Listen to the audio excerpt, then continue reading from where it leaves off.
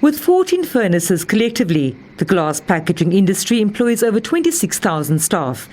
The previous and existing restrictions on the sale of alcohol has wreaked havoc on the sector, as more than 80% of glass packaging sales come from the alcohol industry. Consol says it's incurred significant debt to cover the running costs during the previous bans and says any further extensions will be disastrous. We literally had to stop producing at some point. And we also had to freeze certain positions. We also stopped certain capital projects, particularly one up north of R1.5 billion to expansion to the one plant.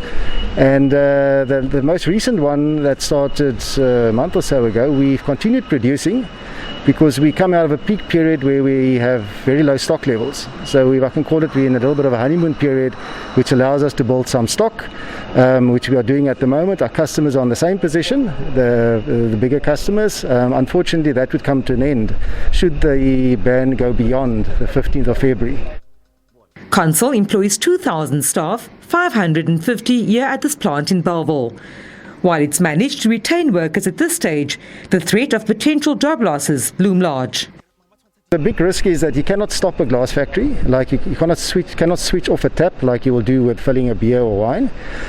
Glass furnace has to remain on, so even if you're not producing anything, you have to circulate glass through that furnace, which means that costs us about 250 million rand every month just to do that, just to keep the furnace hot.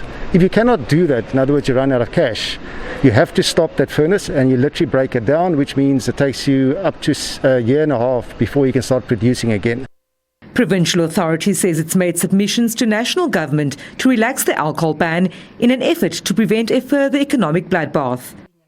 The alcohol ban and the restrictions in general have hammered the tourism and hospitality sector, but also all the companies in the value chain. And what we've seen today is that Consol Glass has lost in the first alcohol ban 400 million rand. There are 550 jobs at Consol Glass here. And the bottom line is, if the restrictions are not lifted, this company is not sustainable. And there is a risk, of course, of us losing 550 jobs. Consol says it's concerned about the long-term impact on the industry and has appealed for a review of the restrictions. Vanessa Puna, SABC News, Cape Town.